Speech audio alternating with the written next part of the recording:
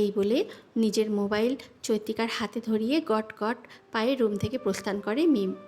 চৈত্রিকা বালিশের নিচ থেকে নিজের ভাঙা মোবাইলটা হাতে নিয়ে দেখে সত্যিই এবার এটা চিরতরে হারিয়ে গিয়েছে। অল্প স্বল্প কষ্ট অনুভব করল চৈত্রিকা। তার অনেক বছরের সঙ্গী ছিল ছোট্ট এই বাটন ফোনটা। মিমের মোবাইলটা পুনরায় বেজে উঠতেই রিসিভ করে নেয় বিলম্ব না করে। আমি আপনাদের বিল্ডিংয়ের সামনে গাড়ি নিয়ে অপেক্ষা করছি। দারুণ কিছু বলবে না, কারণ উনি জানেন আমি আপনার হাজব্যান্ড। জলদি নিচে আসুন। অর্ধরাত্রি নির্ঘুম কেটে গেল আপনাকে দেখার আশায়। চৈত্রিকাকে আর কিছু বলার সুযোগ না দিয়ে সাফারাত কল কেটে দেয়। একদম বুঝতে পারে না চৈত্রিকা সাফারাত এমন কেন। সবসময় মধ্যরাতে এসে হাজির হয়, তাও বিনা বার্তায়। ঘড়ির কাঁটা বরাবর 2টার ঘরে। শরীরের কুচকানো জামাটা ঠিক করে মাথায় সুতির ওড়না চাপায় চৈত্রিকা। মিমের ঘরে উকি দিয়ে মিহি গলায় বলল, আমি একটু নিচে যাচ্ছি মিমু। ঠিক আছে। গেটের কাছে আসতেই দেখলো দারোয়ান আগে থেকে গেট খোলা রেখেছে। ধীর স্থির ভঙ্গিতে হেঁটে দূরে দাঁড়ানো কালো গাড়িটার সামনে উপস্থিত হতেই একপাশের দরজা খুলে দেয় সাফারাত ভেতর থেকে। চৈত্রিকা ভেতরে গিয়ে বসতেই সাফারাত সোজা হয়ে বসে। চোখ দুটো ফুলে আছে তার। গাড়ির মৃদু আলোতেও চৈত্রিকা স্পষ্ট দেখতে পাচ্ছে টকটকে লাল নেত্রযুগল। লাল বর্ণের এই চক্ষুদয় নিঃসন্দেহে সাফারাতের নির্ঘুম রাতের সাক্ষী। চৈত্রিকা বিহ্বল দৃষ্টিতে চেয়ে অতি ক্ষীণ ও নিচু স্বরে প্রশ্ন করল, আপনি হঠাৎ এখানে কেন? আপনাকে দেখতে ইচ্ছে করছিল তাই। সাদামাটা নির্ভেজাল উত্তর সাফারাতের। চৈত্রিকা ফিরিয়ে আর প্রশ্ন করবার সাহস পেল না। সাফারাত পিছনের সিট থেকে হাত বাড়িয়ে একটা বক্স এনে চৈত্রিকার হাতে তুলে দিল। চৈত্রিকা আখিপল্লব ঝাঁকিয়ে তাকাতেই দেখে এটা একটা মোবাইলের বক্স। মোবাইল কেন? আপনার জন্য। আমার লাগবে না। আমার লাগবে। শালি সাহেবাকে বাকি একদিন তো ফোন দিয়ে ডিস্টার্ব করা পসিবল না আমার পক্ষে। একদিন? ও হ্যাঁ, চৈত্রিকা ছোট ছোট এই বিল্ডিংয়ে বোন ও বাবার স্মৃতি নিয়ে আর একটা দিন থাকবে কেবল। তারপর সাফারাতের বাড়িতেই থাকতে হবে সারা জীবন। কিন্তু এইটা তো আইফোন। আমি তো টাচ মোবাইল ব্যবহার করিনি। আর এত দামি মোবাইল আমার পক্ষে চালানো সম্ভব না। চৈত্রিকার কম্পনরত কণ্ঠে সহজ সরল স্বীকারোক্তি শুনে বিরক্ত হলো সাফারাত। বলা নেই কওয়া নেই, অকস্মাৎ সুপুষ্ট শক্ত হাতে চৈত্রিকার কোমল দেহটা টেনে এনে নিজের প্রশস্ত বক্ষে বেঁধে নেয়। তীর তীর করা ঠোঁট দুটোতে ছুঁয়ে দিতে থাকে সাফারাত নিজের অধর যুগল। ক্রমশ গম্ভীর হয় ঠোঁটের আলিঙ্গন। চৈত্রিকার হৃদযন্ত্র বন্ধ হওয়ার জোগাড়। শ্বাসরুদ্ধকর অবস্থা। মোবাইলের বক্সটা শক্ত হাতে চেপে ধরে ও। কিছু সময় বাদে সাফারাত ছেড়ে দেয়। রাশভারী গলায় বলে, আপনি কি এতে অভ্যস্ত ছিলেন পূর্বে? ছিলেন না। আস্তে আস্তে হবেন। তেমনি মোবাইল চালানোটাও অভ্যেসে পরিণত হবে। চৈত্রিকার বুকে বজ্রপাত হলো যেন। কি করে থামাবে ও অঙ্গ প্রত্যঙ্গে শিউরে ওঠা? বিমূঢ়তায় বাঘ হারা প্রায় মেয়েটা। উদাহরণ দেওয়ার জন্য সাফারাত এই পদ্ধতিটাই খুঁজে পেল। মাথাটা ভীষণ ফাঁকা ফাঁকা লাগছে ওর। সাফারাত 2 গালে হাত রেখে কপালে ওষ্ঠের পরশ আঁকে। চৈত্রিকা যেন এখনও ঘোরের মধ্যে। রাত বিরতে হঠাৎ হামলা হৃদয়ের হৃদস্পন্দন বেসামাল করে তুলেছে। সাবধানে যাবেন, ঘুম পেয়েছে, বাসে গিয়ে ঘুমোবো। চৈত্রিকা কিংকর্তব্য বিমূঢ়। একটু আগেই বলেছিল ওকে দেখা ছাড়া ঘুম আসছে না, এখন আবার ঘুমানোর তারা। গাড়ি থেকে নেমে জানলা দিয়ে ঝুঁকে রিনঝিনে স্বরে বলে উঠল, বাসায় পৌঁছে একটা কল দিবেন। সাফারাত মাথা নাড়ায়। কিছুক্ষণ চুপ থেকে বলে, আপনার নামটা পারফেক্ট ও সার্থক চৈত্র। অতঃপর চৈত্রিকার দিকে গাঢ় দৃষ্টি মেলে বলল, চৈত্র মাসের অসহনীয় রোদ্দুরে কঠিনভাবে তৃষ্ণার্ত আমি। বর্ষার মৌসুমে এবার ঝড় বৃষ্টি রোদ ঠিক পরিমাণে সবই প্রকৃতিতে নিজের আগমন ঘটেছিল। আজই প্রকৃতিতে স্নিগ্ধ সতেজ রাখা মাসটা শেষ দিন। যদিও উল্টো নিয়মে তপ্ততার দেখা মিলেছিল প্রচণ্ড পরিমাণে, তবে বর্ষণের কমতি হয়নি। বরং রোদ্দুর তো মাঝে মাঝে ধরণীতে বেড়াতে এসেছিল। পুরো মাস জুড়ে কেবল রাজত্ব করে বেরিয়েছে বৃষ্টি। চৈত্রিকা ফজরের নামাজ পড়ে জানলার ধারে এলো। সাফারাতের কাছ থেকে ফিরে এসে বাকি রাতটুকু পার হয়েছে এই জানলার কাছে বসে। কেন যেন তন্দ্রা আর ধরা দেয়নি তার চোখে। অকারণেই আজ বাবার কথা মনে পড়ছে বড্ড, ভীষণ। মন চাইছে সিলেট ছুটে যেতে। বাবাকে না দেখুক, মনের শান্তির জন্য হলেও একটা বার কবরটা দেখে আসতে। আমি এত অভাগী কেন হলাম বাবা? কেন শেষ নিঃশ্বাস ত্যাগ করার আগেই আমার মাথায় আদর করে হাত বুলালে? তোমার অভিমান, জেদ, রাগের পাহাড়টা কি আগে ধসে পড়তে পারেনি বাবা? মিনমিন স্বরে অভিযোগ মিশ্রিত বাক্যগুলো উচ্চারণ করতে গিয়ে চৈত্রিকার গলা ধরে এলো। নেত্রদয়ে জলে পরিপূর্ণ হয়ে উঠল। চৈত্রিকা আখি পল্লব বুঝল। অশ্রুকণাদের গড়িয়ে যেতে দিল বিনা বাধায়, অতি সন্তর্পণে। আগামীকাল এই বাসা ছেড়ে চলে যেতে হবে। মা ও বোনকে বিভিন্ন ভেজালের মাঝে রেখে যেতে পারবে না সে। জানালার পাশ থেকে সরে এসে আলমারি খুলে কিছু জমানো টাকা প্রায় 5,000-এর মতন, সেগুলো বের করে হাতে নেয়। মায়ের ঘরে উকি দিতেই দেখে ফাহমিদা নামাজ পড়ছেন। চৈত্রিকা দরজার কাছ থেকে দাঁড়িয়ে রুমের চারিদিকে চোখ বুলায়। বাবা বেঁচে থাকতে ভয়ে এই রুমটায় আসার সাহস অব্দি হতো না ওর। অথচ আজ রুমে বাবা নেই। কতটা অগোছালো সব কিছু। চৈত্রিকা মনে মনে ঠিক করে নেয় রুমটা গুছিয়ে দেবে। তার আগে বাড়িওয়ালার সাথে দেখা করাটা জরুরি। 1 মাসের ভাড়া চুকিয়ে দেবে। না হলে যাওয়ার পর যদি মিম ও ফাহমিদাকে বাড়িওয়ালা হেনস্থা করে, তাহলে কোনো ক্রমে সইতে পারবে না চৈত্রিকা। সিঁড়ি ডিঙিয়ে উপরের তলায় এলো। গত কয়েকদিনের পূর্বে বাড়িওয়ালারা এই ফ্ল্যাটে শিফট হয়েছেন। হয়তো এখন থেকে সবসময় এখানেই থাকবেন। চৈত্রিকা বার দিয়ে কলিং বেল বাজালো। পর মুহূর্তে মনে হলো এত সকালে হয়তো সকলে নিদ্রায় বিভোর। ঠিক হয়নি এখন আসাটা। চলে যেতে নিলেই দরজা মেলার আওয়াজ কর্ণপাত হওয়া মাত্র ঘুরে দাঁড়ালো। সামনে তসবি হাতে উপস্থিত মহিলাটার দিকে তাকিয়ে জিজ্ঞেস করলো, আঙ্কেল বাসায় আছেন? আসলে আমি অবুঝের মতো এত সকালে চলে এলাম, তার জন্য দুঃখিত আন্টি। মহিলা একগাল হেসে বললেন, সমস্যা নেই, এসো। শুনলাম কাল নাকি তোমার বিয়ে। চৈত্রিকা পায়ের স্যান্ডেল জোড়া খুলে রেখে একপাশে উন্মুক্ত পায়ে সুস্থিরভাবে হেঁটে ভিতরে আসে। মহিলাটা আবার একগাল হেসে বললেন। চৈত্রিকার কেন যেন লজ্জা অনুভব হলো। চোখের পলক ঝুঁকিয়ে বলল, বিয়ে হয়ে গিয়েছে আন্টি। কাল ছোটোখাটো একটা অনুষ্ঠান। শুনেছি তোমার মায়ের কাছে। তুমি বসো, আমি তোমার আঙ্কেলকে ডেকে আনছি। পাশের একটা বেতের চেয়ারে বসতেই বাড়িওয়ালা চোখে বড় একটা চশমা ঝুলিয়ে রুম হতে বেরিয়ে এলেন। চৈত্রিকার কাছে এই লোককে ভালো লাগে না। ওনার ওয়াইফের ব্যবহার যতটা মিষ্টি, ওনার ব্যবহার ঠিক তার উল্টো। উগ্র মেজাজের ওর কর্কশ। আসসালামু আলাইকুম আঙ্কেল। বাড়িওয়ালা সালামের জবাব দিয়ে বলে উঠলেন, বসো। বসবো না, একটা অনুরোধ ছিল আঙ্কেল, প্লিজ ফিরিয়ে দিবেন না? আমাদের তো 3 মাসের ভাড়া জমি আছে, আপাতত 1 মাসে রাখুন, বাকি 2 মাসের আমি খুব জলদি দিয়ে দিব। টাকাটা তুমি রাখো, আমি 3 মাসে ভাড়া নেব না। হতবিহ্বল হয়ে পড়ে চৈত্রিকা। ওর মনে হলো ভুল শুনেছে।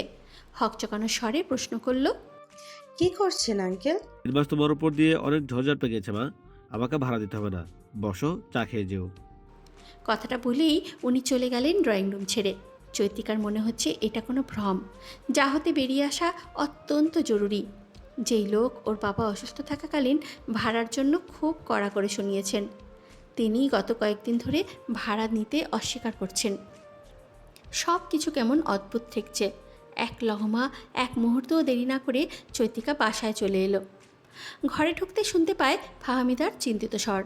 কোথায় গিয়েছিলি? ছাদে গিয়েছিলাম মা, তুমি গিয়ে রেস্ট নাও, আজ নাস্তা আমি বানাবো। ইচ্ছে করেই ভাড়া দিতে যাওয়ার বিষয়টা চেপে গেল। পরে দেখা যাবে বাড়িওয়ালার হুটহাট পরিবর্তনে ওর মা ডিপ্রেশনে পড়ে গিয়েছে। কোমরে ওড়না বেঁধে চৈত্রিকা আহমেদ সাহেবের রুমটা গুছাতে শুরু করে। তার কত কালের ইচ্ছে ছিল বাবা সব কিছু নিজের হাতে গুছিয়ে দেবে, তার হলো না। এখনও মনে পড়ে বছরখানেক আগে টিউশনের টাকা জমিয়ে বাবার জন্য একটা পাঞ্জাবি কিনেছিল, কিন্তু আহমেদ সাহেব নেননি তা। উল্টো শপিং ব্যাগটা ছুঁড়ে ফেলেছিলেন ফ্লোরে। চৈত্রিকা কাঁদতে ভুলে গিয়েছিল। ভিতরে ভিতরে বুকটা ফেটে যাচ্ছিল ওর। ফাহমিদা ওর বুকে জড়িয়ে বলেছিল, একদিন তোর বাবা অনেক ভালোবাসবে চৈত্র, মিলিয়ে নিস তুই। কই মিলল না তো মায়ের কথাটা, একদমই মেলেনি। মা হয়তো সান্ত্বনা দেবার জন্য বলেছিল। চৈত্রিকার বক্ষ জুড়ে বিষের ন্যায় বিষাক্ত যন্ত্রণা ছড়িয়ে পড়ল। কেমন কাটা কাটা দিয়ে উঠছে, ব্যথা করছে বেশ। চক্ষু বুজে দীর্ঘ একটা নিঃশ্বাস ফেলে লেগে পড়ে আবারও কাজে। বিছানা ছেড়ে বাবার টেবিলের সামনে আসে। আহমেদ সাহেব প্রচুর বই পড়ুয়া লোক ছিলেন। জীবনের অবসর সময়গুলো তিনি ব্যয় করেছেন বই ও পেপার পড়ে। এখনও একটা বই খুলে উল্টে রাখা হয়েছে, হয়তো শেষবেলায় এই বইটাই পড়ছিলেন তিনি মারা যাবার পর এই রুমের একটা আসবাবপত্রও নাড়েননি কেউ। ফাহমিদা রাতে মিমের সাথেই থাকে ওর রুমে। চৈত্রিকা বইটা ঠিক করে রাখতে যাবে, তখনই একটা কাগজ বই থেকে ছিটকে পড়ে টেবিলে। অতিশয় বিস্ময়ে থমকে যায় চৈত্রিকা। বইটা রেখে টেবিল হতে ভাঁজ করা কাগজটা হাতে তুলে নেয়। ভাঁজ খুলবে কি খুলবে না দ্বিধাদ্বন্দ্বে ভোগে কিয়ৎ পরিমাণ সময়, সেকেন্ড। অতঃপর মেলে ধরে কাগজটা। বরাবরই সুন্দর ছিল আহমেদ সাহেবের হাতের লেখা। কাগজটা মেলে ধরতেই বড়সড় ঝটকা খায়, কয়েক পা পিছিয়ে বিছানায় বসে পড়ে। আমি কি আদৌ বাবা হওয়ার যোগ্য? আমি তোর সকল কষ্টের দুঃখের কারণ চৈত্রিকা। তুই যখন জন্ম নিয়েছিলি পরিবারের সবচেয়ে খুশি ব্যক্তিটাই আমি ছিলাম। আমার সেদিন মনে হয়েছিল আমি এমন এক জিনিস পেয়েছি যা পৃথিবীর সকল দামি দামি উপহারকে হার মানায়। পুতুলের মতন গড়ন ছিল তোর, সাদা ধবধবে ছোট ছোট হাত পা। তোর মা যখন তোকে আমার কোলে দিতে চেয়েছিল ভয় পেতাম বাবার শক্তপোক্ত হাতে তোর নরম কোমল দেহটা আঘাত পাবে না তো। সেই আমি তোর জীবনটা দুর্বিষহ করে ফেলেছি, পুত্রমহে আচ্ছন্ন হয়। ছেলে হবার পর সবাই বলতো মেহুল আমার বুড়ো বয়সে লাঠি শক্তি। মেয়েরা তো বিয়ে দিলে অন্যের ঘর সাজাতে ব্যস্ত হয়ে পড়ে। একটা সময় পাড়া প্রতিবেশীর এ সকল কথায় আমি পাল্টে যাই। তোর চেয়ে বেশি ভালোবাসতে শুরু করি মেহুলকে। তুই যখন চিল্লাচিল্লি করতি ছোটবেলায়, অবুঝ মনে আমি মেহুলকে কেন বেশি আদর করি। তখন আমি হাসতাম, মাঝে মাঝে দেখতাম তুই মেহুলকে কাঁদাস। মেহুলের মৃত্যুর পর আমার মনে হতো তুই হিংসার চোটে মেহুলকে সেদিন ছাদ থেকে ফেলে দিয়েছিস। হতে পারে অবুঝ মনে হিংসা পুষে রেখে ওকে ইচ্ছে করে ছাদে নিয়ে গেছিলি যেন ওর ক্ষতি হয়ে যায়। এটাই এত বছর যাবৎ ধারণা করে রেখেছিলাম আমি। তোকে দেখলে মেহুলের মৃত্যুর কথা মনে পড়ে যেত, আমার রাগ হতো। আমি জানি আমার এমন ভাবনাটাই ছিল ভুল। তুই এত ছোট বয়সে অবুঝ ছিলি, কিন্তু তোর বাবা তোকে ভুল বুঝে সারা জীবন কষ্ট দিয়ে গিয়েছে। জানি আমি ক্ষমার অযোগ্য। আমার এই অসুস্থ সময়ে তুই রাতের আধারে ভয়ে চুপি চুপি ওষুধের প্যাকেট রেখে যাস, অথচ হাত বাড়িয়ে আমি তোকে কাছে রাখতে পারি না, কারণ আমি প্রকৃত দোষী। আমি বাবা হয়ে উঠতে পারিনি। বাবারা কি সন্তানদের মধ্যে পার্থক্য করে? কিন্তু আমি করেছি। ছেলেকে বুড়ো বয়সে লাঠি ভেবে মেয়েকে অবহেলা করার কারণে হয়তো আল্লাহ আমাকে চিরতরে পঙ্গু বানিয়ে দিয়েছেন। আমার এই সময়গুলোতে মন গলে গেলেও, নিজের ভুল বুঝতে পারলেও আমার যে তোকে কাছে ডাকার আর মুখ নেই। আচ্ছা বাখারা আমি মা, তোর চোখে আমি পৃথিবীর শ্রেষ্ঠ বাবা নই, বরং সবথেকে খারাপ জঘন্য পিতা। এই কাগজের লেখাগুলো তোকে দেখানোর সাহস আমার নেই। এটা কখনো তুই পাবি কি না তাও জানি না। তোর ক্ষমার অযোগ্য বাবাটাকে পারলে ক্ষমা করে দিস। যার প্রতি কোনো দিন রাগ ক্ষোভ রাখেনি তাকে কি ক্ষমা করবে? চৈত্রিকার তো বাবার প্রতি কোনো কষ্ট নেই, শুধু আক্ষেপ রয়ে গেছে ভালোবাসা পাবার। বাবা ভুল বুঝতে পেরেছে, এটাই ওর জন্য অনেক বেশি পাওয়া। তবুও চৈত্রিকার ভিতরটা দুমড়ে মুচড়ে যাচ্ছে। কী করে পারলেন আহমেদ সাহেব এমন ভেদাভেদ করতে? সত্যি কি ছেলেরা বাবা মায়ের বুড়ো বয়সের লাঠি হয়, মেরুদণ্ড হয়? মেয়েরা কি হয় না? চিত্রটা দেখলে মা ও মিম কষ্ট পাবে, তাই ওড়নার আড়ালে লুকিয়ে নিজের রুমে চলে আসে চৈত্রিকা। বাবা নিজের ভুল স্বীকার করে ক্ষণিকের নিমিত্তে হলেও তো ওর জন্য মায়া দেখিয়েছে, এটাই বা কম কিসের? চৈত্রিকা বিড় করে বলে উঠল, তোমার প্রতি কোনো অভিমান নেই বাবা, খুব ভালোবাসি তোমায়, বড্ড ভালোবাসি। মোবাইল হাতে নিয়ে বসে আছে চৈত্রিকা। প্রায় 1 ঘন্টার উপর হবে। সাফারাতের সাথে কথা হয়েছিল একবার দুপুরবেলায়। জ্বর কমেছে কি না জিজ্ঞাসা করতে জানালো নিজে চেক করে নিতে। ভারী অবাকতায় জড়িয়ে গেল চৈত্রিকা। ও কি করবে? চেক করবে? ও কি করে চেক করবে? দেখা তো কাল হবে। এখন ফোন দেওয়াতে প্রিয়ন্তী রিসিভ করে এবং জানায় সাফারাত রুমে নেই। তাই চৈত্রিকা মোবাইল হাতে নিয়েই বসে আছে, কখন আবার কল আসে সেই আশায়।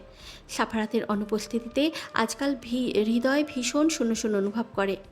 মন ছুটে যেতে চায় মোহগ্রস্ত হয়ে বারংবার। এটাই কি প্রণয়ের প্রেমের শক্তি? অকস্মাৎ রুমে কারো পায়ের শব্দে চৈত্রিকা নড়ে চড়ে উঠল। ঘাড় একটুখানি বাঁক ফেরাতেই দেখে মিমের পরনে একটা হলুদ লেহেঙ্গা, মুখশ্রীতে হালকা পাতলা মেকআপের আস্তরণ। হতভম্ব, বিস্ময়কর চৈত্রিকা উত্তেজিত স্বরে প্রশ্ন করে, এভাবে সেজেছিস কেন? কোথায় যাচ্ছিস? নিজের বোনের বিয়ে কাল, আর আমি আজকে অন্য কোথাও যাব? তোমার মেহেদি অনুষ্ঠান ও হলুদ উপলক্ষে সাজলাম। একটা মাত্র বোন বলে কথা। হলুদ? এসব কিছুই হবে না। আর এত দামি ড্রেস কে কিনে দিল? আবার বিকালে হতে খেয়াল করছি তুই বারবার ছাদে আসা যাওয়া করছিস, ব্যাপার কি? চৈত্রিকা ভ্রু যুগল কুচকালো, সন্দেহের দৃষ্টি নিক্ষেপ করলো মিমের দিকে। মিম কথা চেপে গিয়ে বলল, ভাইয়া দিয়েছে, এবার উঠো, তোমাকে রেডি করতে হবে। কোন ভাইয়া? সাফার হাত? হুম। সংক্ষিপ্ত উত্তর দিয়ে মিম সবুজ রঙের একটা লেহেঙ্গা শপিং ব্যাগ থেকে বের করে চৈত্রিকাকে পরার জন্য তাড়া দেয়। চৈত্রিকা একের পর এক প্রশ্ন করেও উত্তর না পেয়ে মিমের জোড়াজড়িতে লেহেঙ্গাটা পরতে বাধ্য হয়। হাত টেনে বিছানায় বসিয়ে দেয় মিম। লাল কালার জারবেরা ফুলের টিকলি, দুল, হার পরিয়ে দিল চৈত্রিকাকে। এখানেও জারবেরা ফুল? বুকটা ধক করে ওঠে চৈত্রিকার, কিছুই বুঝতে পারছে না। হালকা করে সাজিয়ে মিম হাসি মুখে বলল, এখন অনুষ্ঠানের জন্য রেডি তুমি, চলো আপু। আর এসব তোমার হাজবেন্ড পাঠিয়েছে। চৈত্রিকার মুখ থেকে অস্ফুট স্বরে বেরিয়ে আসে, এই চারবেরা ফুলগুলো? সিঁড়ি বেয়ে ছাদের দরজা অব্দি আসে দুই বোন। চৈত্রিকার মিহি স্বরের প্রশ্নটা হয়তো মিমের কর্ণগোচর হয়নি। পিছন থেকে দুই চোখে হাত রেখে বলল, পা বাড়াও আপু। কি করছিস? উফ, হাঁটু তো।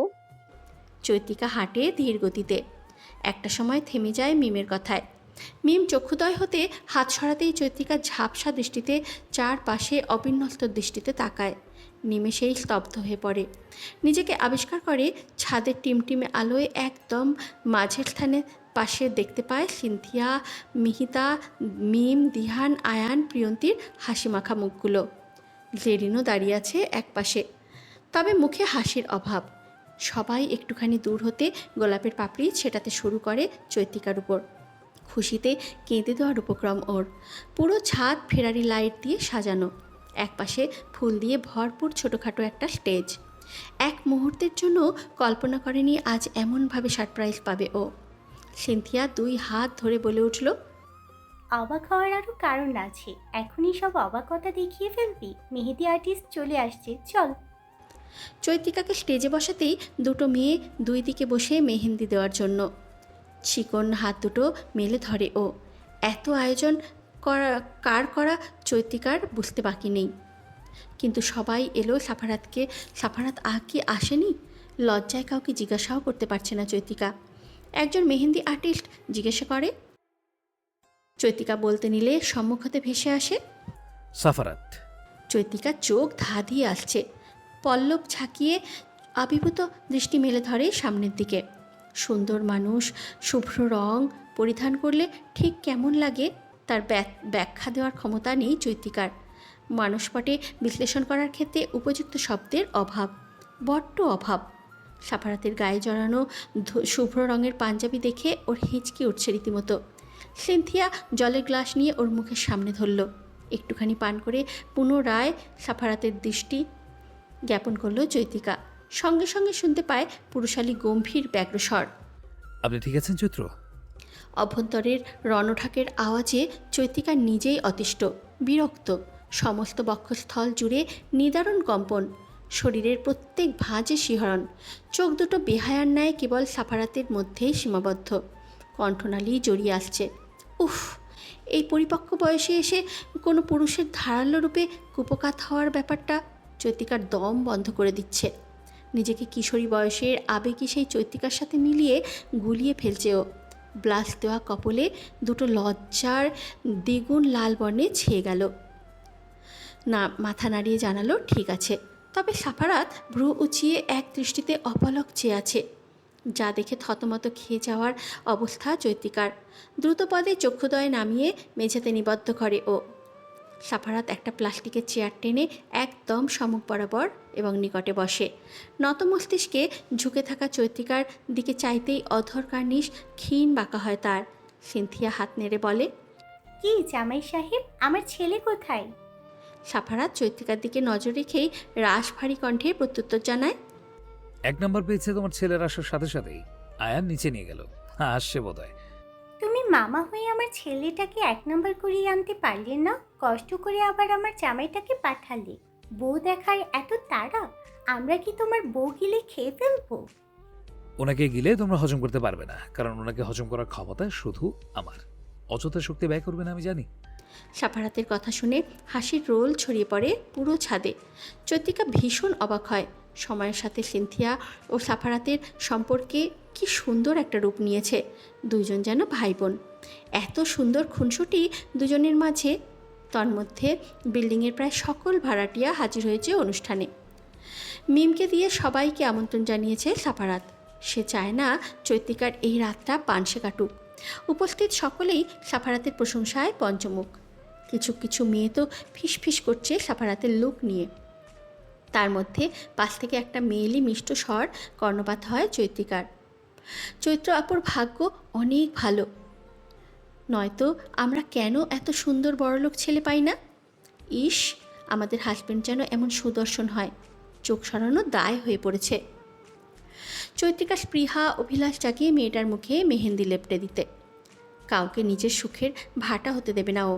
সারা জীবন দুঃখে জর্জরিত হয়ে যাওয়া মানুষ যদি একটুখানি সুখের নাগাল পায়, তবে চেষ্টা করে নিজের প্রাণপণ দিয়ে সেই সুখটুকু আগলে রাখার। চৈত্রিকাও তার ঊর্ধ্বে বা নিম্নে নয়, একদমই তেমন। মিম হলুদের ডালা নিয়ে মাঝ সিঁড়িতে পা রাখতেই হুট করে সামনে দিহান এসে হাজির হয়। অকস্মাৎ এহেন কাণ্ডে মিম ভরকে যায়। দেহের তাল সামলাতে ব্যর্থ হয়ে পশ্চাতে পড়ে যেতে উদ্যত হওয়া মাত্র হাতটা শক্ত করে আঁকড়ে ধরে দিহান। নিজের বুকে টেনে এনে শক্ত করে চেপে ধরল। ও নিজেই ভীষণ ভয় পেয়েছে। মিম বুকে মাথা রেখে জোরে জোরে শ্বাস ফেলতে থাকে অনবরত। পাঞ্জাবি খামচে ধরে তিরিক্ষি মেজাজি বলে উঠল, কি করছিলেন আপনি? এখানেই তো পড়তাম। দিহান মিমের রোষপূর্ণ কণ্ঠ শুনে ফোঁস করে একটা নিঃশ্বাস ছাড়ল। ভুল হয়ে গেল মিমডিম, তবে ভুল করেও লাভ হলো।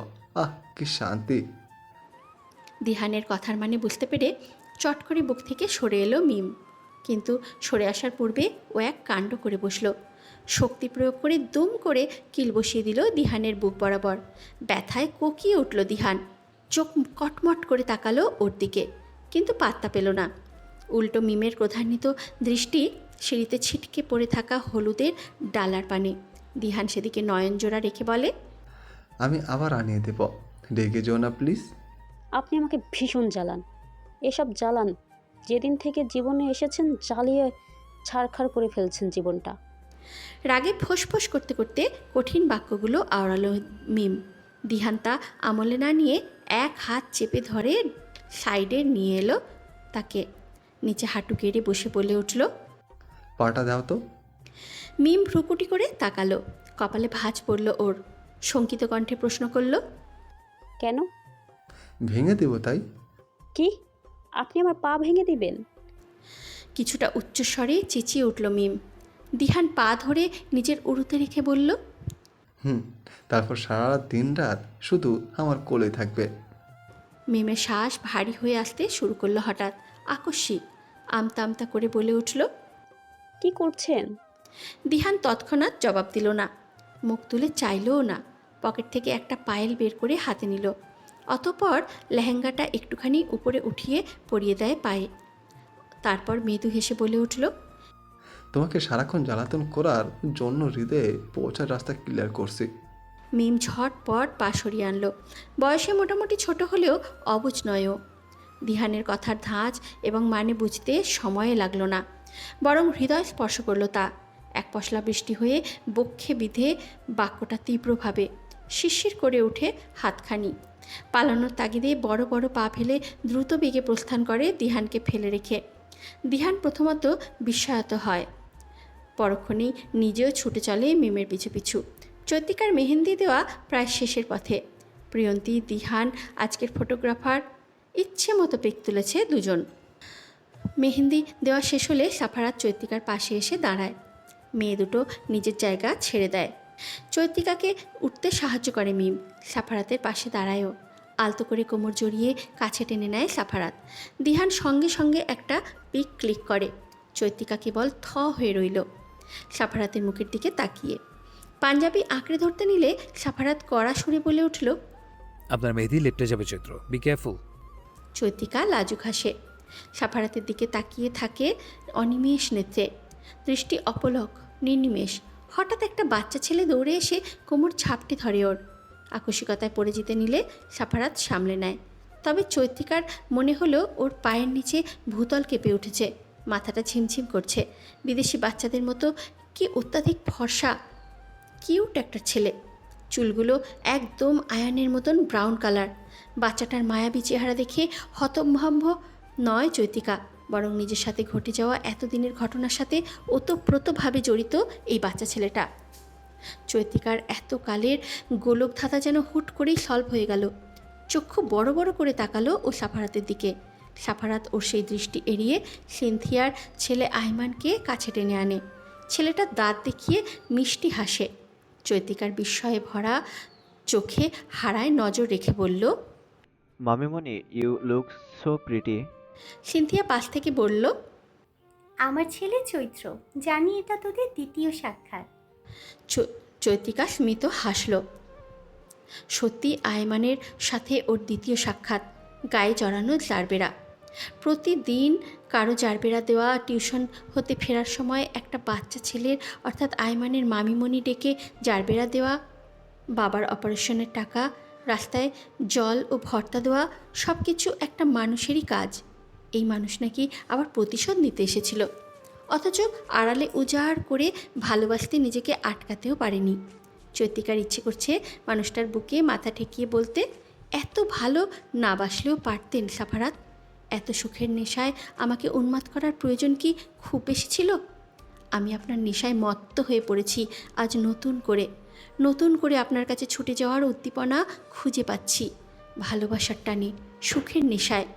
এসির ঠান্ডা সাদা থপথপে নরম ও তুলতুলে বিছানায় জড়ো হয়ে বসে আছে চৈত্রিকা। খানিক সময় আগেই প্রিয়ন্তী সিনথিয়া রুমে দিয়ে গেল ওকে। ফুলের গন্ধে মৌ মৌ করছে পুরো কক্ষ। আবার বারান্দা হতে ধেয়ে আসা দক্ষিণা অনিলে রুমের পর্দাগুলো উঠছে এলোমেলো অবিন্যস্তভাবে। গায়ে লাল খয়েরি বেনারসি জড়িয়ে চুপচাপ অপেক্ষার প্রহর গুনছে চৈত্রিকা সাফারাতের।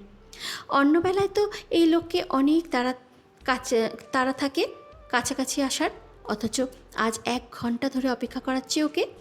বসে থাকা দরুন পা দুটো ব্যথা করছে ক্ষীণ। শাড়িটা সামলে চৈত্রিকা বিছানা ছাড়ে। একটু হাঁটলে ভালো লাগবে তা ভেবে, কিন্তু যার জন্য এতক্ষণ বসে বসে প্রতীক্ষা করলো সেই লোক চৈত্রিকা দাঁড়ানো মাত্র দরজা খুলে হাজির। চৈত্রিকার অন্তঃস্থলে ধক করে উঠল, শরীরের রক্ত হিম হয়ে এলো। সাফারাত এক নজর চেয়ে দরজা আটকিয়ে দেয়। গাঢ় সেই দৃষ্টিতে দ্বিধাদ্বন্দ্বে পড়ে গেল চৈত্রিকা। ওর কি করা উচিত? দাঁড়িয়ে থাকা নাকি বসে পড়া? বউরা তো বাসর ঘরে বসেই থাকে, তাই না? নাকি দাঁড়িয়েও থাকে?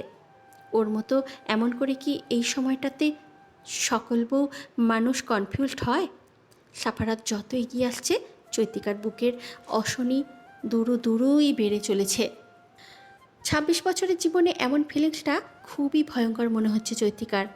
শক্ত কঠোর পরিবার সামলানো মেয়েটা আজ একজন পুরুষের উপস্থিতিতে কেমন নেতিয়ে পড়েছে, লজ্জায় আড়ষ্ট হয়ে পড়েছে।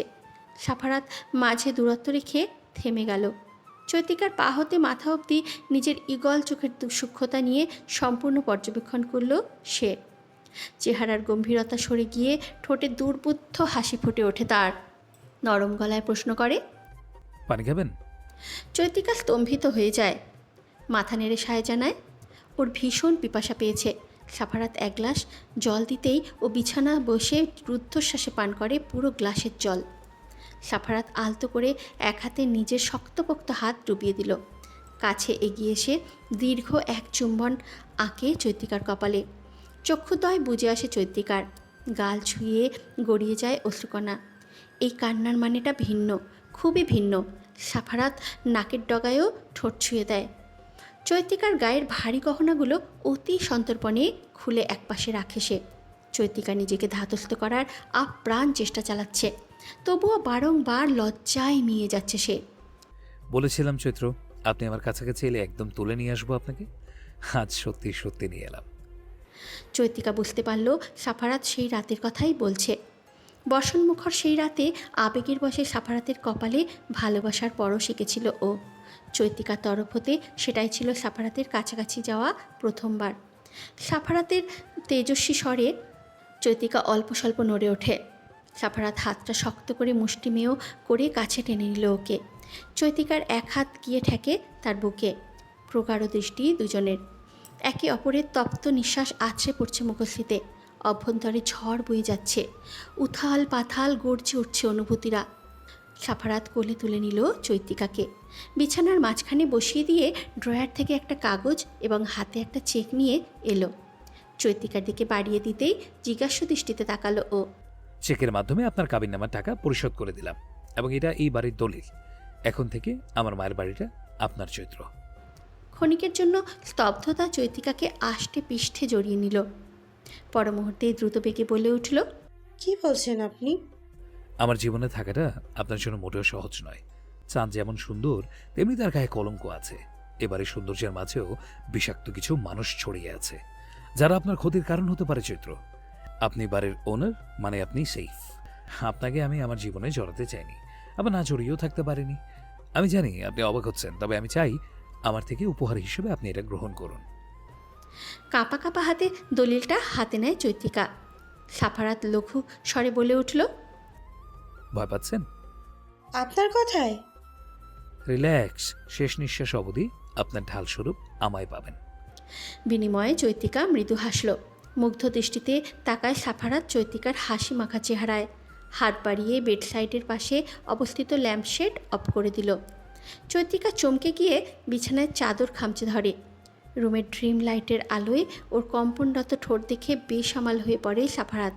নিজেকে আটকাতে ব্যর্থ হয় সে। নিজের শুষ্ক ওষ্ঠজোড়া দিয়ে নরম অধর দুটো গভীরভাবে আঁকড়ে ধরে সাফারাত। ঘাড়ের নিচে হাত গলিয়ে নিজের সাথে মিশিয়ে নিল চৈত্রিকাকে। চৈত্রিকা অনুভব করতে থাকে গাঢ় এই অনুভূতি। সাফারাতের নিয়ন্ত্রণহীন হয়ে পড়া ওর হৃদয়ের গতি নিয়ন্ত্রণ হারা করে তুলেছে। বড় বড় শ্বাস ফেলতেই গলায় ছোট ছোট উষ্ণ পরশ অনুভব হয়। মুহূর্তেই ঠোঁটের স্পর্শ অধিকতর প্রবল ও গাঢ় হতে শুরু করে। চৈত্রিকা সাফারাতকে ঝাপটে ধরল, শক্ত করে আলিঙ্গনে বাঁধার প্রয়াস চালালো। বাঁকা হাসল সাফারাত। চৈত্রিকাকে শুইয়ে দিয়ে কানের কাছে মুখ নিয়ে অধর ছুঁয়ে দিল। ফিচেল স্বরে বলে উঠল, চৈত্র মাসের রুক্ষ শুষ্ক জীবনে আজ হতে অহর্নিশি বর্ষণ হয়ে ঝরব আমি। বর্ষণের তাণ্ডব সামলাতে রাজি তো আপনি, চৈত্র মাস? ফজরের আজানের ধ্বনি কানে ভেসে আসতেই সাফারাত নড়ে চড়ে ওঠে। বুকে গুটিসুটি মেরে ঘুমন্ত চৈত্রিকাকে টেনে সোজা করে পাশে শুইয়ে দিল। তৎপরে সাফারাত গালে হাত বুলিয়ে পাশে শুয়ে নেত্রদয় নিমিলিত করে নেয়। নরম একটা স্বর চৈত্রিকার কর্ণাধারে পৌঁছে নিমেষে। উঠুন চৈত্রযান। এক বাক্যে চৈত্রিকা তৎক্ষণাৎ ক্ষীণ নড়ে উঠল। ঘুম ভীষণ পাতলা ওর। বিলম্ব না করে চক্ষুদয় মেলার চেষ্টায় নিমজ্জিত হয়ে পড়ে। মাত্র 2 ঘন্টা পূর্বে ঘুমে বিভোর হয়েছিল, যার ফলে চোখ মেলা কষ্টকর হয়ে পড়েছে। তবুও পিটপিট করে সাফারাতের মুখের দিকে কপাল কুঁচকে চাইল। ও কি ভুল কিছু শুনল? জান, এটাই তো ডাকলো সাফারাত। হুট করেই চৈত্রিকার বুকের অবস্থা বেশ টালমাটাল। ভাঙা গলায় প্রশ্ন করে, আপনি এই মুহূর্তে আমায় ডেকেছিলেন? ইয়েস, ডেকেছি, উঠুন। আচ্ছা, আপনি কি আমাকে শুধু নাম ধরে ডেকেছিলেন? চৈত্রিকার এমন অদ্ভুত প্রশ্নে সাফারাতের ভ্রুযুগল কুঁচকে এলো। কপালে বলি রেখার ভাঁজ ফুটে উঠল। লঘু স্বরে বলল, আপনার নাম ধরে ডেকেছি কেন? আপনার নাম কি চৈত্র না? থতমত খায় চৈত্রিকা। আমতামতা করে বলে, হ্যাঁ, কিন্তু নামের সাথে আর কিছু ডাকেননি? আর কিছু ডাকার কথা ছিল? এক ভ্রু উঁচিয়ে প্রশ্ন করল সাফারাত। ফ্রেশ হতে হবে, নামাজের সময় পার হয়ে যাচ্ছে। চৈত্রিকা সাফারাতের প্রশ্নসূচক চেহারায় দৃষ্টি রেখে তড়িঘড়ি করে বলে উঠল কথা কাটানোর নিমিত্তে, নয়তো কেমন করে জিজ্ঞেস করবে যে আপনি কি আমায় জান ডেকেছিলেন? আমার মনে হলো জান ডেকেছেন। এই লজ্জাতুর শব্দটা উচ্চারণ করতে পারবে না ও। তাই যে করেই হোক সাফারাতের দৃষ্টি হতে পালাতে হবে এখন, এই মুহূর্তে। বিছানা থেকে তারা হুড়োই উঠতে নিলে সাফারাত উঠে বসে, কণ্ঠে উদ্গ্রীব উত্তেজনা। যেতে পারবেন? আমি কল করে দিয়ে এসে ওয়াশরুমে। চৈত্রিকা উঠতে গিয়েও থমকে গেল। শ্রবণগ্রন্থি ঝালাপালা করে ওঠে ওর লজ্জায়, সংকোচে। সাফারাতের দিকে তাকানোর সাহস অবধি নেই ওর। এটা কি প্রশ্ন ছিল, নাকি লজ্জায় ফেলার ডোবানোর মন্ত্র? শাড়ি সামলে জবাব না দিয়ে এক প্রকার দৌড়ে ওয়াশরুমে ঢুকে পড়ে চৈত্রিকা। অর্ধ গোসল সেরে খেয়াল হলো কাপড় আনেনি। জড়তা সংকোচ নিয়ে দরজা একটুখানি খুলে ডেকে উঠল, সাফারাত। কি কালার শাড়ি পরবেন? দৈবাত প্রশ্নে হকচকিয়ে গেল চৈত্রিকা। সাফারাত উল্টো হয়ে বালিশে মুখ গুজে শুয়ে আছে।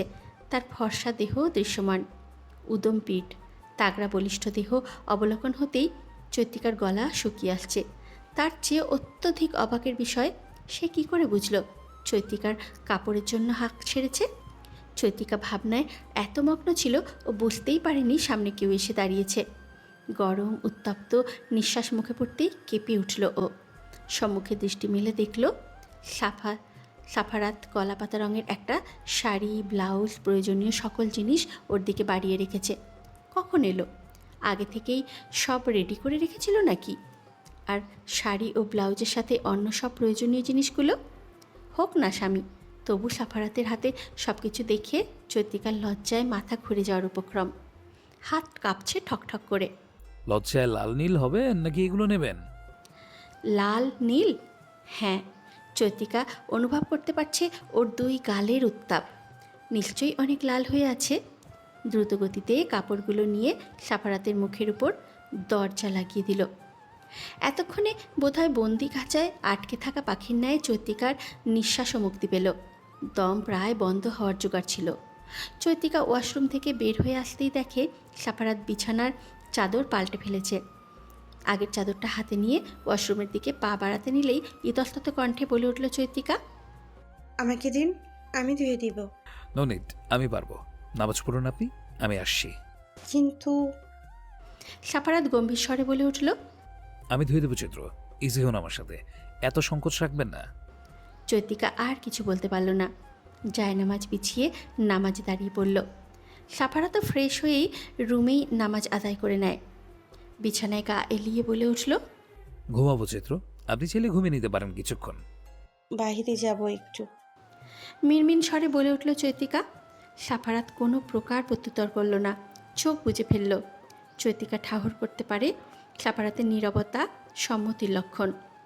ভেজা চুল ঝেড়ে শাড়ির আঁচল টেনে নেয় মাথায়, ঘোমটা দিয়ে নিল চৈত্রিকা।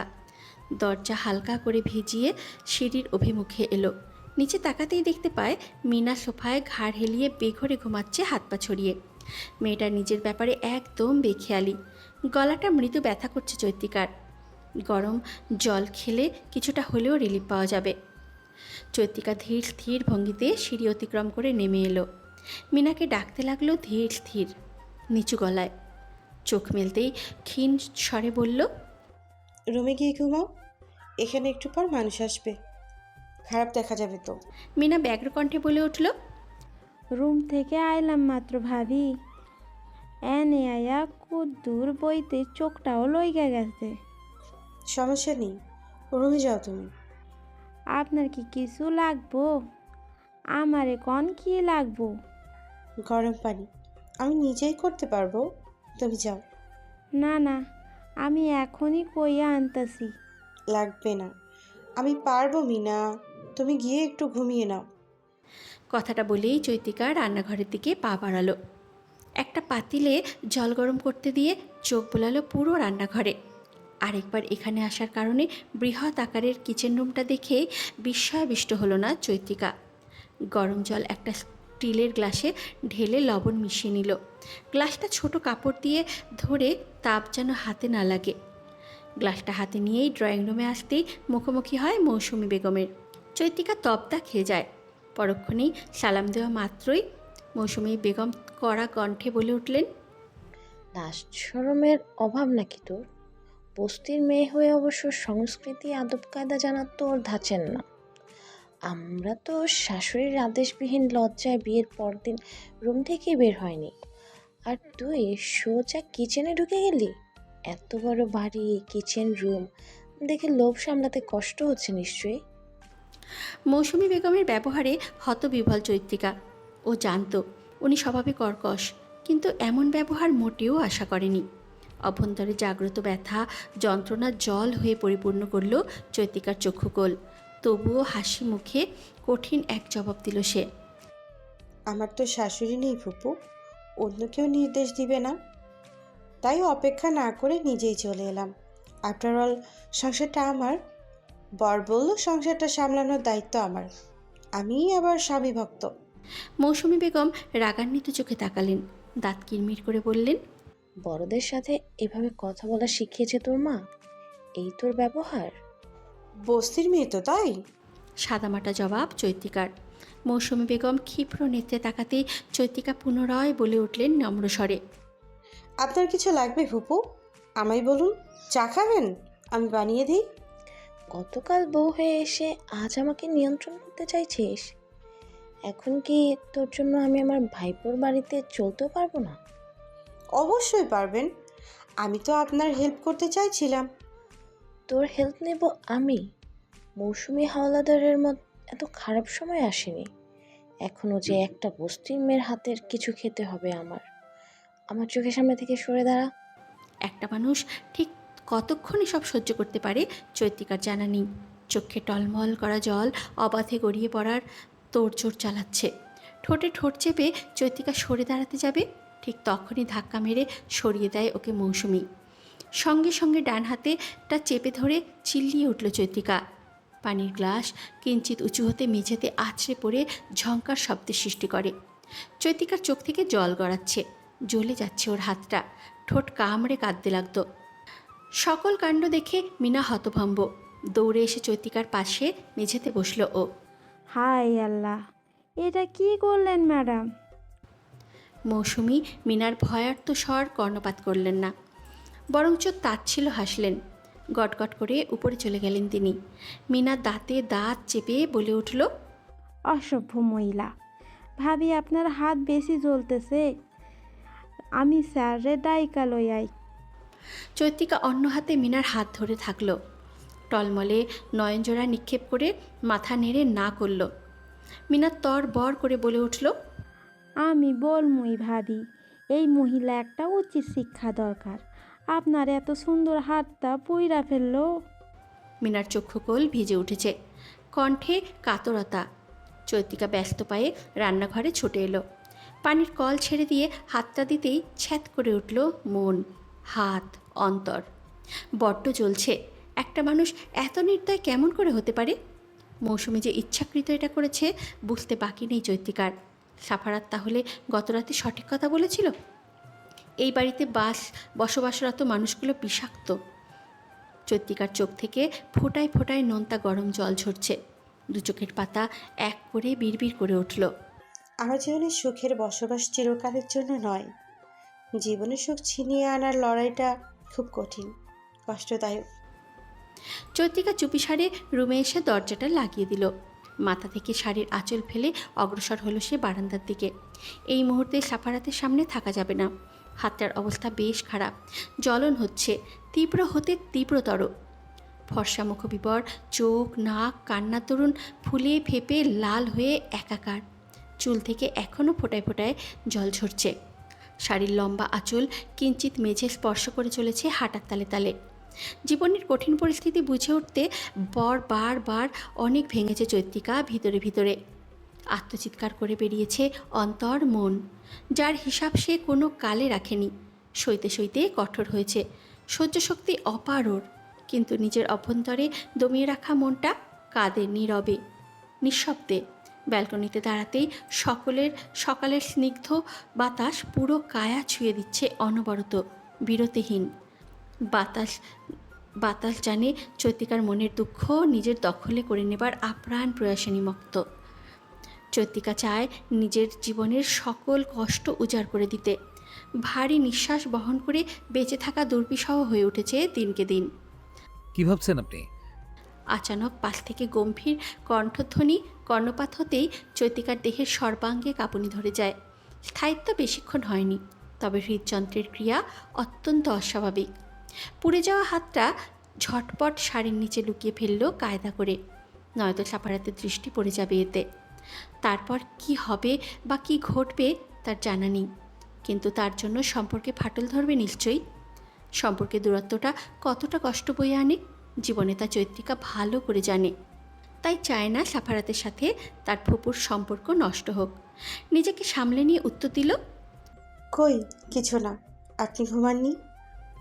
শাড়ির নিচে হাত লোকালেন কেন? আপনার চোখ মুখ এইভাবে ফোলার কারণ? আপনি কান্না করছেন? সাফারাতের রোষপূর্ণ কণ্ঠে চৈত্রিকার বুকটা ভয়ে কেঁপে উঠল। নত মস্তকে হাতের দিকে দৃষ্টি নিক্ষেপ করতেই দেখতে পায় হাত মুঠো করে রেখেছে সাফারাত, চোখজোড়া লাল রক্তিম। হঠাৎ এমন কেন করেছে? এত রাগ কেন দেখাচ্ছে? হাত কেন লুকাতে যাব? কি হয়েছে আপনার? হাতটা টেনে শাড়ির নিচ থেকে বের করে আনলো সাফারাত। পুড়ে যাওয়া স্থানে একটুখানি লাগতেই চৈত্রিকা নিজেকে ধাতস্থ রাখতে পারল না। জ্বলনে মৃদু চিল্লিয়ে উঠল সে। ও চোখ মুখ কুঁচকে উঠল। হাতটা সামনে এনে হতভম্ব হয়ে যায় সাফারাত। ফর্সা চামড়ায় লালের আস্তরণ, পুড়ে যাওয়ার চিহ্ন স্পষ্ট। সাফারাত দ্রুত কোলে তুলে নিল ওকে। হুট করে এমন করায় বিমূঢ়তায় বাক হারা চৈত্রিকা। কিছু বুঝে উঠবার পূর্বেই সাফারাত বড় বড় পা ফেলে সিঁড়ি ভেঙে ওকে কোলে করে নিচে নিয়ে এলো। ড্রয়িং রুমের উপস্থিতি মৌসুমি, মিনা, সুফিয়া সবাইকে এড়িয়ে বাড়ির বাইরে এনে গাড়িতে বসিয়ে দিল চৈত্রিকাকে। প্রিয়ন্তী পিছন পিছন দৌড়ে এলো, জোর গলায় ডেকে উঠল, কি হয়েছে ভাইয়া? ভাবিকে কোথায় নিয়ে যাচ্ছ? হসপিটালে। সাফারাতের নির্লিপ্ত জবাব শুনে চক্ষু বৃহৎ আকার ধারণ করলো চৈত্রিকা ও প্রিয়ন্তী উভয়েরই। প্রিয়ন্তী হ্যাবলাকান্তের ন্যায় চৈত্রিকার দিকে এক পলক তাকিয়ে সাফারাতের দিকে চেয়ে মৌনতা ভাঙল। অবাক স্বরে প্রশ্ন করল, কেন? তোর ভাবি আমার হৃৎপিণ্ড জ্বালিয়ে দিয়েছে তাই। সোজা সাপটা উত্তর দিয়ে গাড়িতে বসে পড়ল সাফারাত। ড্রাইভিং করতে করতে চৈত্রিকার দিকে তাকিয়ে বলল, রেডি থাকুন জবাবদিহিতা করতে। কিসের জন্য? আরে একটুখানি পড়ার জন্য আমার ডাক্তারের কাছে যাওয়ার প্রয়োজন নেই। বাড়িতে চলুন। সবাই কী ভাবছে? এভাবে সবার সামনে দিয়ে কোলে করে নিয়ে আসছেন? ছি! সাফারাত এক হাতে নিজের ভেজা চুলগুলো পিছনের দিকে ঠেলে দেয়, দাঁতে দাঁত চেপে বলল, ছিয়ের কি আছে চৈত্র? কোলে নিয়েছি, সবার সামনে কিস তো করে নি। এটা আমি বদ্ধরুমেই করব। অস্থির হলে নিজের উপর কন্ট্রোল রাখতে পারবো না, তাই বদ্ধরুমই সেফ। সাফারাতের কথা শুনে কান দিয়ে গরম ধোঁয়া বের হচ্ছে চৈত্রিকার। উদ্ভ্রান্তের ন্যায় ছোটাছুটি করছে বেহায়া অনুভূতিরা। মনে থাকলে ও আর কখনো এমন কিছু বলতে যাবে না সাফারাতকে। লাল বর্ণে ছেয়ে থাকা মুখ আরও রক্তম হয়ে উঠেছে। নিয়ন্ত্রণহীন বক্ষস্পন্দন, না জানি ঠিক কখন স্বাভাবিক হয়। গাড়ি থামে হসপিটালের সামনে। সাফারাত গাড়ির দরজা মেলে দিতেই চৈত্রিকা দ্রুত পায়ে নেমে পড়ে। বলা তো যায় না, যদি আবারও কোলে নিয়ে বসে। সাফারাতের পিছু পিছু হসপিটালে ঢুকে পড়ল। সকাল হলেও হাসপাতালের করিডোর জুড়ে মানুষের গিজগিজ। রিসেপশনে কথা বলে একজন মহিলা ডাক্তারের সিরিয়াল কাটে সাফারাত, কিন্তু ওনাকে দেখাতে দেখাতে লেট হয়ে যাবে। মেয়েটা বলেছিল এই কজন পুরুষ ডাক্তার এখন ফ্রি আছে, গেলেই দেখাতে পারবে। তৎক্ষণাৎ তবুও সাফারাত নারাজ। কোনো পুরুষ ডাক্তার দেখাবে না ও। যেই মহিলা ডাক্তার অ্যাভেলেবেল আছেন সেই মুহূর্তে ওনার কাছেই যেন এখন দেখানোর ব্যবস্থা করে দেওয়া হয়। মেয়েটা বাধ্য হয়ে শেষমেশ ওদের সিরিয়াল এমার্জেন্সি বলে সামনে দেয়। একপাশে জড়সড় হয়ে দাঁড়িয়ে চৈত্রিকা কেবল দেখেই গেল।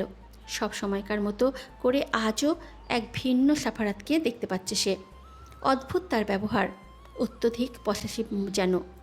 সামান্য একটু হাত জ্বলেছে, এতেই তার কত অস্থিরতা, কত ব্যাকুলতা।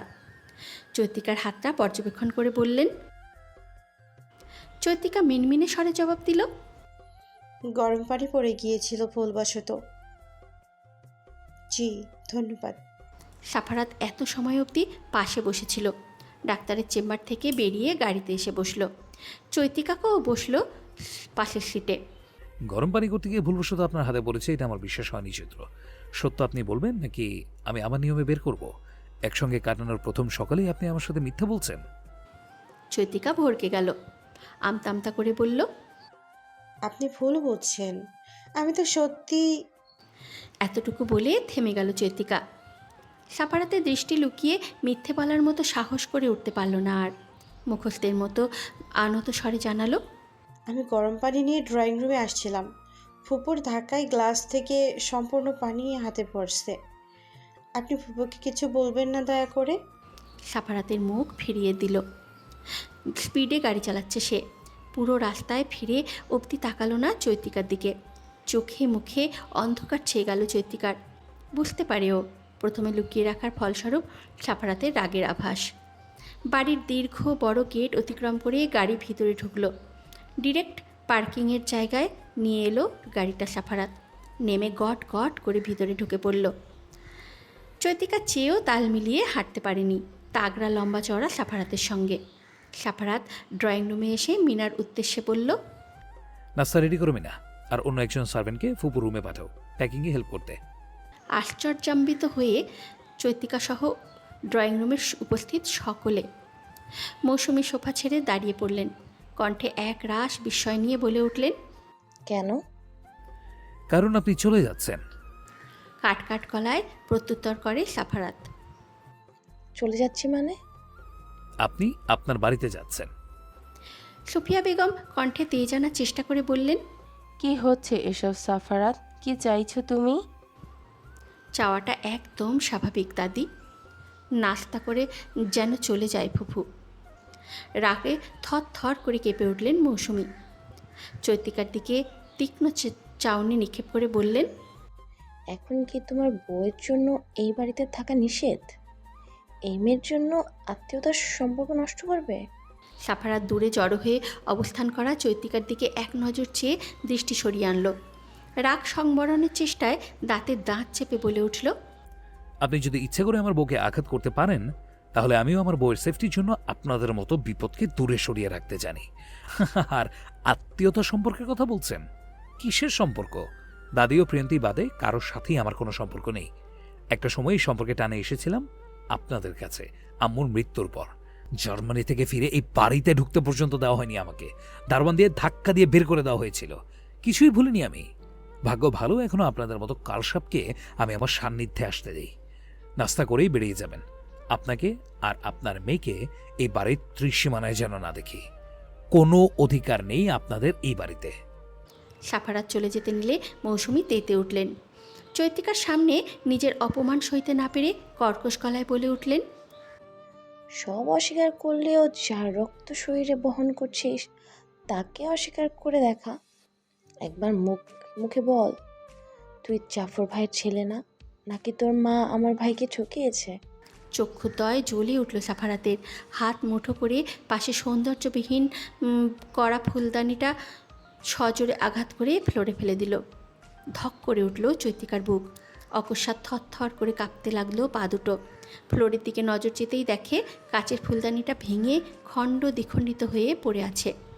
চৈতিকা ভাবতেই পারেনি জল এত দূর গড়াবে। এহেন পরিস্থিতির জন্য নিজেকেই দোষী মনে হচ্ছে ওর। সব দোষের মূলে ও নিজেই। সাফারাত চোয়াল শক্ত করে বলল, আপনার ভাই চরিত্রহীন ব্যক্তি আমার মা নয়। গেট লস্ট, নয়তো আপনাদের অবস্থা খুব বাজে করব আমি। নিঃশেষ করে দেব আপনাদের। আমার মায়ের টাকায় মুখে যে খাবার তুলেছেন তা আর জুটবে না। মাইন্ডেড। এক মুহূর্তও না দাঁড়িয়ে সাফারাত চলে গেল রুমে। চৈতিকা সেদিকে তাকিয়ে রইল নিষ্পলক। মৌসুমি তেরে এসে কটমট করে বলে উঠলেন, বাহ, তুই তো অনেক ভালো খেলোয়াড়। দেহ সৌন্দর্য দিয়ে ভুলিয়ে ফেললি সাফারাতকে। তুই কিভাবে শান্তিতে থাকিস দেখে নেব আমি। এই মিনা আমার সাথে আয়, ব্যাগগুলো গুছিয়ে দিবে। সুফিয়া বেগম থম ধরে বসে রইলেন। ছোট ছোট শ্বাস ফেলছেন তিনি। বৃদ্ধ বয়সে সম্পর্কের এত দূরত্ব ওনার আর ভালো লাগছে না। প্রিয়ন্তীর মা সুফিয়া বেগমকে উদ্দেশ্য করে চৈত্রিকার দিকে তাকিয়ে বলল, জাতপাত না দেখে বিয়ে করে এমন মেয়ে ঘরে তুললে সম্পর্ক তো ছিন্ন ভিন্ন হবেই মা। সবে তো শুরু। এই মেয়ের জন্য আপনার নাতি আমাদের না আবার ঘাট ধাক্কা দিয়ে বের করে দেয়। তাচ্ছিল্য সহিত কথাগুলো শুনিয়ে তিনিও ড্রয়িং রুম ছাড়লেন। চৈত্রিকা মলিন মুখে সুফিয়া বেগমের দিকে এগিয়ে যেতে নিলে তিনি হাত দেখিয়ে নিষেধ করলেন। কিছুক্ষণ নীরব থেকে বললেন, সাফারাতের কাছে যাও। সিঁড়ি দিয়ে উঠতে গিয়ে পা ভেঙে আসছে চৈত্রিকার। কি থেকে কি হয়ে গেল এসব? ও তো এমন কিছু চায়নি। বিয়ের পর সুন্দর একটা সংসার চেয়েছে, সব মেয়েদের মতোই। শ্বশুর শাশুড়ি না থাকুক, যারা আছে তাদের নিয়েই সুখের নেশায় ছুটতে চেয়েছে। কিন্তু সব কিছু যেন ভাবনার উল্টো, সবটা অন্যরকম। জীবনের নতুন মোড়ে নতুন করে যেন নব্য এক গোলকধাঁধায় ফেসে গেল ও। সাফারাতের বাবা কেন দূরে থাকে? কেন এবাড়ির সবার সাথে সাফারাতের সম্পর্ক খারাপ? এছাড়া কষ্ট দেখেছে চৈত্রিকা সাফারাতের রাগান্বিত দুই চোখে। কি এমন হয়েছিল অতীতের মাঝের সেই সময়গুলোতে? রুমের সামনে আসতেই চৈত্রিকা বাকরুদ্ধ, স্তব্ধ হয়ে পড়ল। টালমাটালের ন্যায় পিছিয়ে গেল দুই পা। এ কি হাল করেছে সাফারাত? চৈত্রিকার টলমল পা দুটো ফ্লোর আঁকড়ে ধরে দাঁড়িয়ে আছে ঠায়। রুমে যেন ঝড় তাণ্ডব বয়ে গেছে। আসবাবপত্র ছড়ানো ছিটানো, ফ্লোর জুড়ে কাচের ছড়াছড়ি। এত বড় ঝড় বয়ে গেল, অথচ সাফারাত শটান হয়ে শুয়ে আছে চোখের উপর হাত রেখে। মুখভঙ্গি এমন যেন কিছুই হয়নি। দুরু দুরু বুক নিয়ে আস্তে ধীরে রুমে প্রবেশ করলো চৈত্রিকা। কাঁচের জন্য সঠিকভাবে হাঁটা যাচ্ছে না, পাছে যদি পায়ে গিয়ে বেঁধে সেই ভয়ে। অতি সাবধানে পা ফেলেও একটা কাঠের টবের সাথে পা ভেজিয়ে হুমড়ি খেয়ে পড়ল সে সাফারাতের শরীরের উপর। পুরুষালী শক্ত দেহে হুমড়ি খেয়ে পড়ার কারণে ব্যথায় মৃদু চিৎকার করে উঠল চৈত্রিকা। ঘটনার আকস্মিকতায় সাফারাত হতভম্ব হয়ে গেল। দুই হাতে নিজের সাথে জাপটে ধরল চৈত্রিকাকে, বুকের সাথে মিশিয়ে নিয়ে উত্তেজিত সুরে বলে উঠল। ক্রমাগত প্রশ্নের জবাব দেওয়ায় সুযোগ পেল না চৈত্রিকা। ভালো হাতে সাফারাতের শার্ট আঁকড়ে ধরল, মুঠোয় পুরে মলিন নিস্তেজ স্বরে বলল, ঠিক আছে আপনি কি হাল করেছেন রুমের? সার্ভেন্ট এসে গুছিয়ে দিয়ে যাবে। আর আপনার রাগ, সেটাও কি সার্ভেন্ট কমিয়ে দিয়ে যাবে? সাফারাত ভুরু উঁচু করে তাকালো। চৈত্রিকাও মায়াময় ভয়ার্ত দৃষ্টি নিক্ষেপ করল তার রক্তিম দু চোখে। চাতক পাখির ন্যায় চেয়ে আছে সে নিষ্পলক জবাবের প্রতীক্ষায়। বলিষ্ঠ দু হাতে টেনে ওকে উপরে তুলে নেয় সাফারাত। শাড়ি ভেদ করে কোমরে রাখা শক্তপোক্ত হাতের বাঁধন ঢিল হওয়ার বদলে আরও শক্ত হলো। চক্ষুদয় মেলে রাখতে পারছে না চৈত্রিকা। মুখের একদম নিকটে ভাসমান সাফারাতের চেহারাটা খানি। হুট করে মাদকতাময় হয়ে উঠেছে চোখ দুটো। নেশাতুর গভীর দৃষ্টিতে তাকিয়ে আছে সাফারাত। চৈত্রিকার শ্বাসরুদ্ধকর অবস্থা। সাফারাতের দৃষ্টি যেন ওর শ্বাস চেপে ধরছে। মাতালের ন্যায় টালমাটাল করছে অনুভূতিরা। বুক কাঁপছে দ্রিম দ্রিম শব্দ তুলে। সাফারাত মুখ অল্প পরিমাণে কাছাকাছি আনতেই চৈত্রিকা ছটফট করতে শুরু করলো। শক্ত করে চেপে ধরে ঠোঁট এগিয়ে এনে সাফারাতের ঠোঁটকে ঠেলে সরিয়ে দিল চৈত্রিকা। থতমত খেয়ে গেল চৈত্রিকা। বিছানায় বসে চোখ বড় সড়ো করে তাকিয়ে রইল। এটা কি হলো? সাফারাতের দমে যাওয়া রাগ কি আবারও মাথাচাড়া দিয়ে উঠল, নাকি চৈত্রিকার কাণ্ডে বিরক্ত হলো? সাফারাত বিছানা থেকে উঠে হাট করে খুলে রাখা দরজাটা বন্ধ করে দিয়ে আসে। চৈত্রিকা হতবাক হয়ে দেখে যাচ্ছে কেবল। দরজা বন্ধ করে এসে সাফারাত শক্ত হাতে চৈত্রিকার এক হাত টেনে কাছে নিয়ে এলো। চৈত্রিকা কিছু ঠাহর করবার আগেই সাফারাত কানের কাছে মুখ নিয়ে ফেচেল স্বরে বলে উঠল, দরজা খুলেছিল বলেই ছটফট করছিলেন, আপনার সমস্যার সমাধান করে দিলাম, তবুও কাঁপছেন কেন? কই না তো। লজ্জা মিইয়ে গেল চৈত্রিকা। সাফারাত টুপ করে ওর গালে চুমু খেয়ে নেয়। চৈত্রিকার লাল আকার ধারণ করা চেহারা নিমেষেই যেন নীল হয়ে গেল। চোখের পল্লব ঝুঁকিয়ে ফেলল ঝটপট। সাফারাত কপালে চুমু খেয়ে সরে যায়। বিছানায় হেলান দিয়ে বলে, অস্থির হবার টাইমিংটা ভুল, দমিয়ে নিলাম নিজেকে। তবে আপনি চাইলে আমায় এক দুটো কিস করতে পারেন চৈত্র। সাফারাতের কথায় চৈত্রিকার মাথা ঘুরে গেল। যেখানে নিজেই সাফারাতের সান্নিধ্যে চুপসে যায়, মিইয়ে যায়, সেখানে নাকি ও নিজে থেকে কিস দেবে। এটা এভারেস্ট জয় করার মতন কঠিন বিষয় তার নিকট। সাফারাত মৃত হেসে চৈত্রিকাকে অবাক করে দিয়ে বলল, আপনাকে আমি আদরে কৃপণতা করিনি চৈত্র, অথচ আপনি সামান্য চুমুতে পিছিয়ে যাচ্ছেন। পৃথিবীতে সবচেয়ে সুন্দর সম্বোধন বুঝি আপনি সম্বোধনটা। সাফারাতের কণ্ঠে যতবার এই শব্দটা শোনে ততবারই চৈত্রিকা সুখময় নেশায় ডুবে যায়। কতটা ভালোবাসা, সম্মান, লুকায়িত এই আপনি নামক শব্দে চৈত্রিকার নিকট প্রকাশ করা অসম্ভব। হাঁটুতে ভর করে শাড়ি সামলে এগিয়ে গেল ও সাফারাতের কাছে। রিনঝিনে স্বরে আওড়ায়, আপনি কি চোখ বন্ধ করবেন সাফারাত? কেন, আপনি কি চুমু খাবেন? চৈত্রিকা মাথা নাড়ল। রাঙা হয়ে উঠেছে দু গাল ইতিমধ্যে। সাফারাত চোখ বন্ধ করে অধর কোণ বাঁকিয়ে বলল, শুরু করুন চৈত্র মাস। চৈত্রিকা লজ্জামাখা চেহারা নিয়ে ঠোঁট ছুঁয়ে দিল সাফারাত এর কপালে। গালেও চুমু খায়। ঠোঁটের কাছে ওষ্ঠদয় আনতেই চৈত্রিকা শিরা উপশিরায় কাঁপুনি ধরে যায়। এই জীবনে হয়তো ওর দ্বারা লিপকিস করা হবে না। সরে আসতে নিলেই সাফারাত চোখ বুজে থেকেই মাথার পিছনে হাত গলিয়ে কাছে টেনে নেয়। নিজের শুষ্ক ওষ্ঠযুগল চেপে ধরে চৈত্রিকার ঠোঁটে। চৈত্রিকা হকচকিয়ে গেল। সামনে মানুষটা গভীরভাবে মত্ত হয়ে পড়ে ওর নরম অধৈর্যরায়। মিনিটখানেক পর সাফারাত ঠোঁট ছেড়ে দিতেই চৈত্রিকা থম মেরে রইল, জমে রইল বরফের মতো। সাফারাত ঠোঁট মুছতে মুছতে বলে,